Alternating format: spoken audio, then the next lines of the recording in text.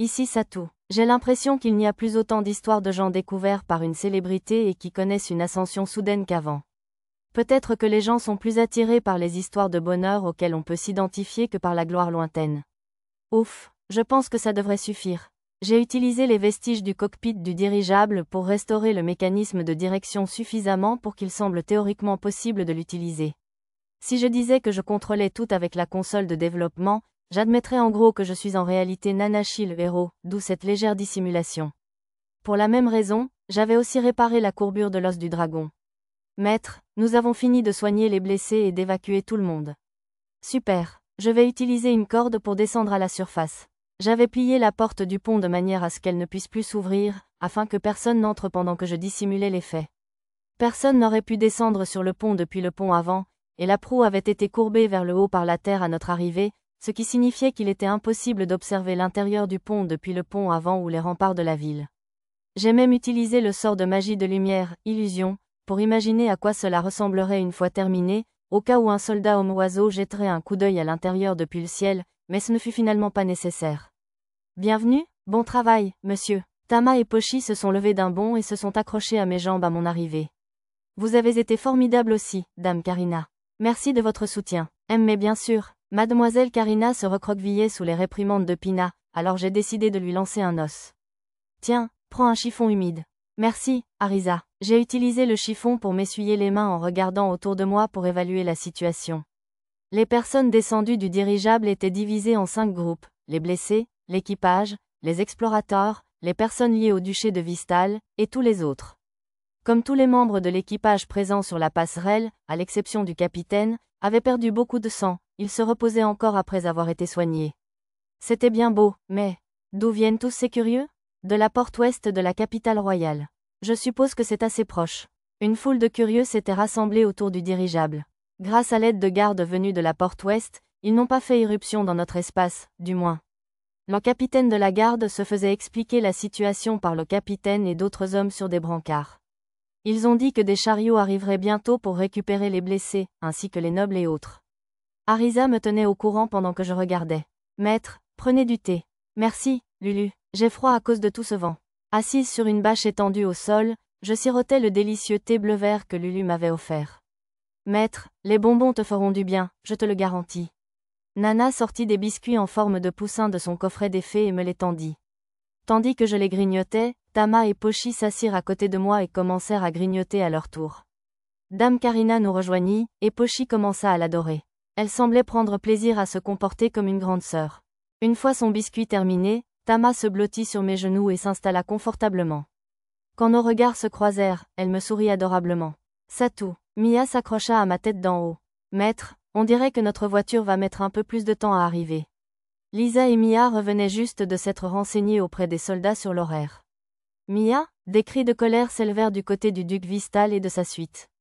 Ils semblaient utiliser des dispositifs de contre-espionnage, mais leur voix était suffisamment élevée pour être audible. En écoutant de plus près, j'ai compris qu'ils discutaient en vain pour savoir qui avait trahi qui.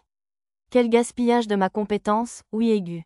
Sœur Pendragon. Le baronnet Gélil, l'explorateur de Mithril surnommé le Noble Écarlate, s'est approché de moi.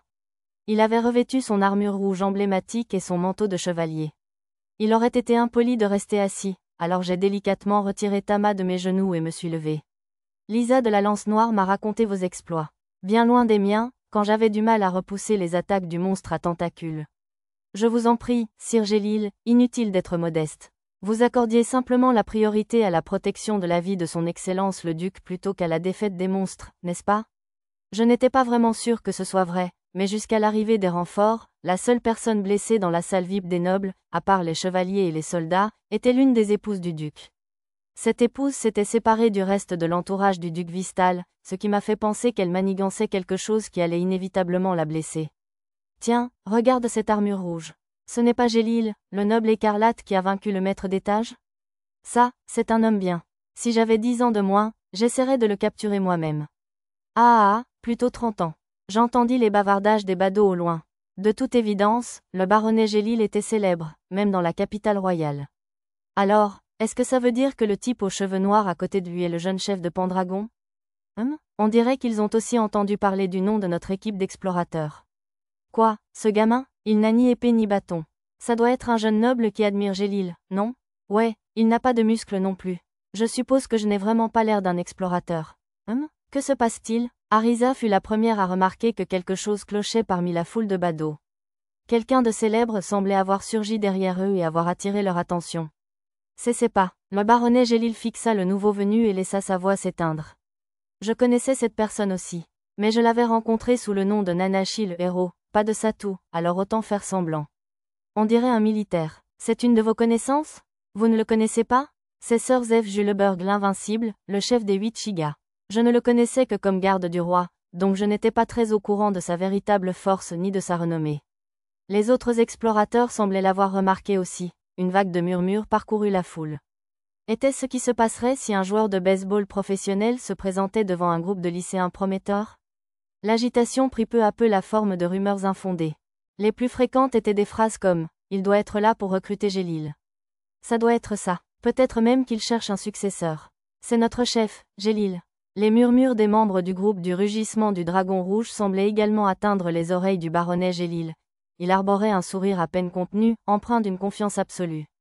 Tout cela semblait un peu trop beau pour être vrai. À côté de moi, Arisa affichait un sourire narquois, comme si elle s'attendait à un retournement de situation.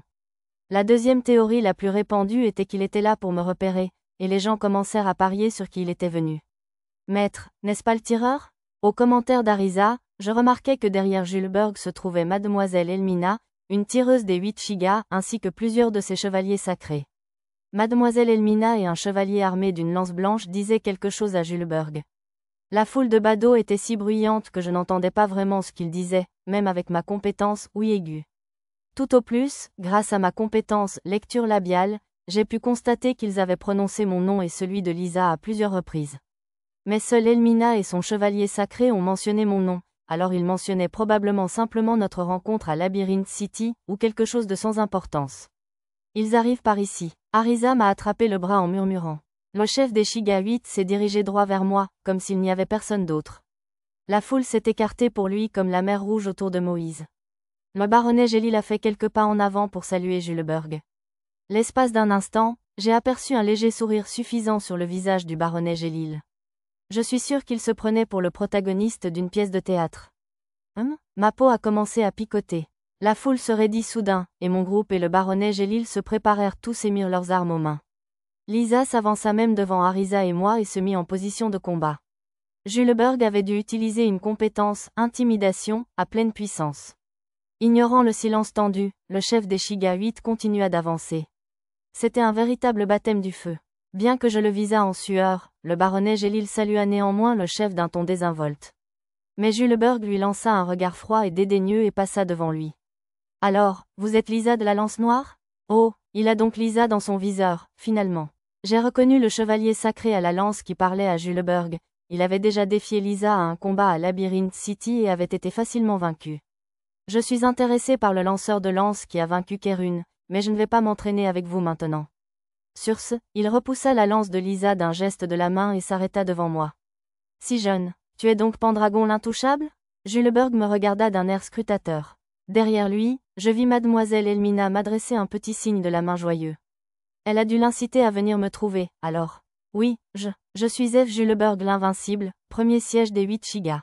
Je suis venu vous demander un duel, Sir Pendragon l'intouchable. Juleberg interrompit mon salut par une déclaration choc. Je suppose que je ne pourrai pas encore profiter d'une fin d'année paisible.